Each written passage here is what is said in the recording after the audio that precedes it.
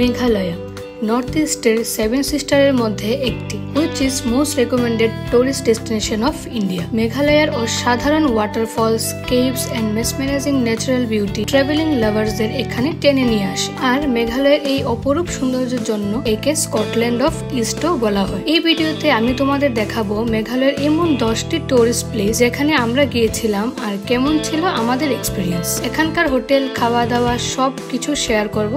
So চ্যানেলটি subscribe করে নাও আর ভিডিওটি লাস্ট অবধি অবশ্যই দেখো যেন কোনো ইম্পর্টেন্ট ইনফরমেশন মিস না হয়ে যায়। So let's start. প্রথম বিষয় হলো মেঘালয় কিভাবে আসা যায়। যদি তোমরা বাই এয়ার আসতে চাও তাহলে তোমরা উমরই এয়ারপোর্ট হয়ে আসতে পারবে নিয়ার বারাপানি। শিলং মেইন সিটি থেকে যার ডিস্টেন্স 35 কিলোমিটার। কিন্তু আমি তোমাদের সাজেস্ট করব এই এয়ারপোর্টটি সিলেক্ট না করতে, কারণ মোস্ট অফ দ্য টাইম এখানকার ফ্লাইট ক্যান্সেল হয়ে যায় উইদাউট এনি নোটিস। বেস্ট হবে যদি তোমরা গুয়াহাটি এয়ারপোর্ট হয়ে আসো, কারণ ইন্ডিয়ার যে কোনো স্টেট থেকে গুয়াহাটি অবধি ইজিলি ফ্লাইট পাওয়া যায় at affordable price. Second option রয়েছে ইন্ডিয়ান রেলওয়েজ।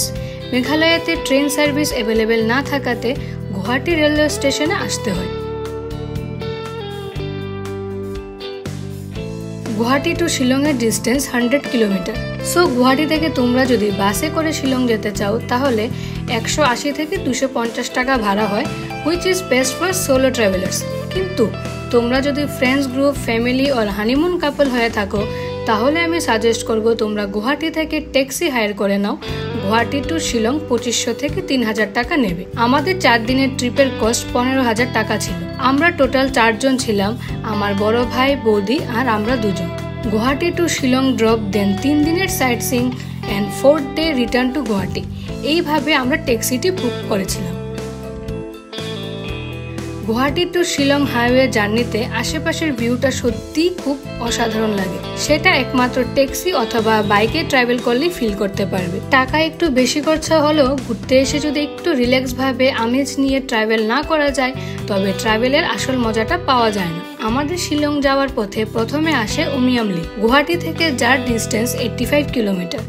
উমিয়াম লেক একটি হাইড্রো ইলেকট্রিক পাওয়ার জেনারেটর বাঁধ থেকে তৈরি, যার আশেপাশের লাস্ট গ্রিন প্যানোরামিক ভিউ একে শিলং এর দারুণ একটি টুরিস্ট স্পট করে তোলে। এখানে তোমরা বোটিং এর মজাও উপভোগ করতে পারো।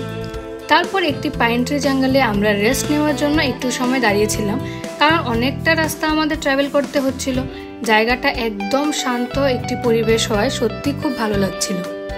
শিলং আসার পর পুলিশ বাজারে আমরা স্টে করলাম, কারণ পুলিশ বাজার থেকে সব কিছু খুবই ইজিলি পাওয়া যায়।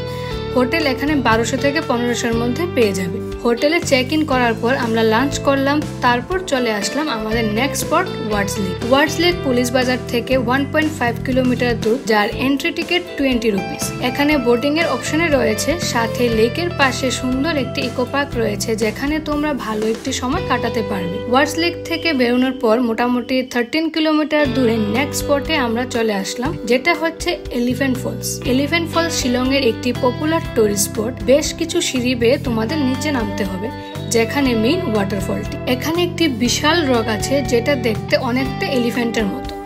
সেই রকের গা বেয়ে একটি ওয়াটারফল রয়েছে বলে একে এলিফ্যান্ট ফলস বলা হয়।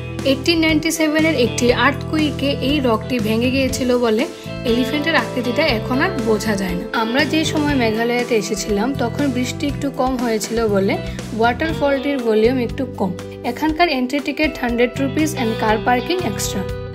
শিলং এর আরো কিছু স্পট রয়েছে, যেমন cathedral church, Shillong view point, Don Bosco museum and air force museum. Unfortunately সময়ের অভাবে আমরা যেতে পারিনি, তবে তোমরা এই জায়গাগুলো অবশ্যই ভিজিট করবে। এর সাথে শেষ হলো আমাদের ডে 1 এর ট্যুর। চলো এবার দেখাই ডে 2-তে আমরা কি করব। সেকেন্ড ডে হোটেল থেকে আমরা চেক আউট করে নিলাম, কারণ আজকে আমরা চলে যাব চেরাপুঞ্জি।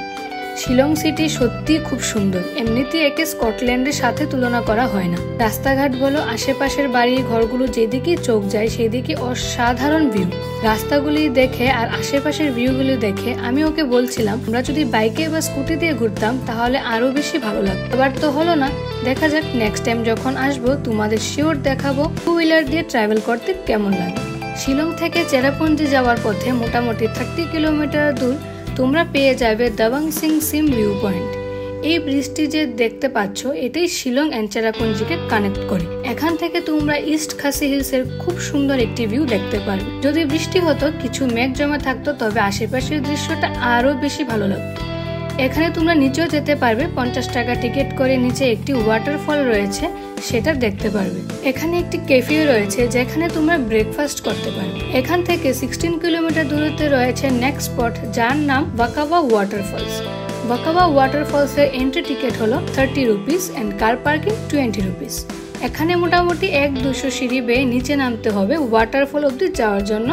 10-15 মিনিট ট্রেকিং এর পর এই ওয়াটারফলটি তোমরা দেখতে পারবে। বৃষ্টি না হওয়াতে এই ওয়াটারফলটিও শুকিয়ে আছে, না হলে এটিও দেখতে ভীষণ সুন্দর একটি ঝর্ণা।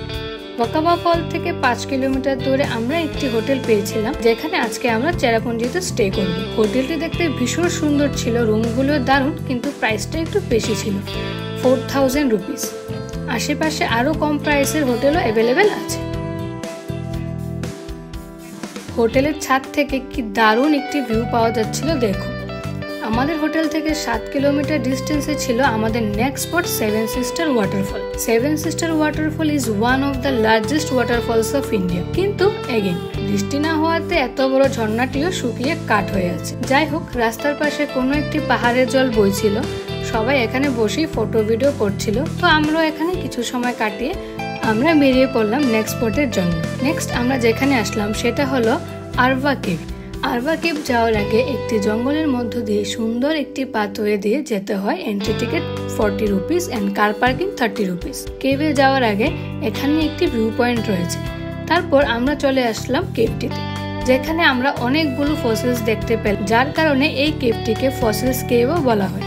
আরভা কেভের পর নেক্সট একটি ওয়াটারফলসে তোমরা যেতে পারবে, তার নাম হলো Nohkalikai false.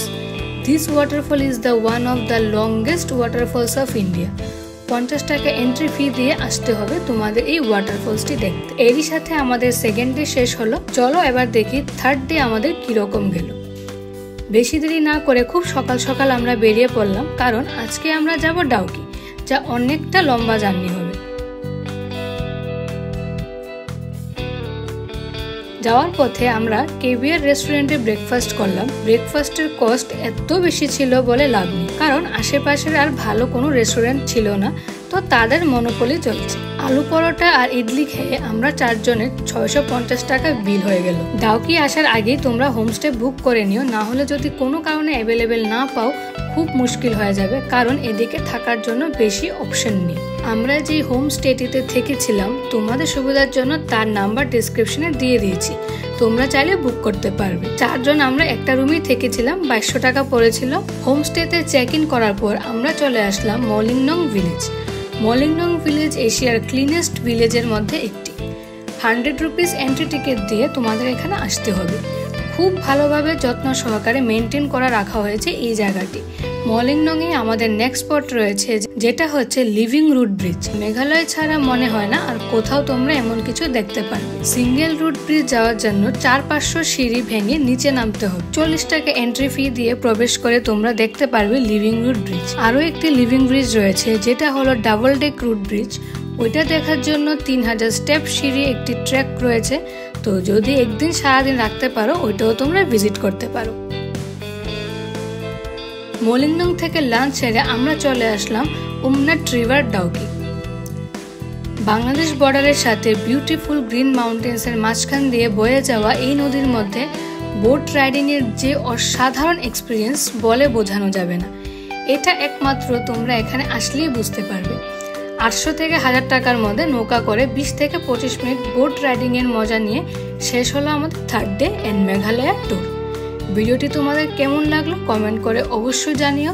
Thank you so much ভিডিওটি শেষ অবধি দেখার জন্য। দেখা হচ্ছে নেক্সট আরো একটি সুন্দর ভিডিওতে। Bye bye.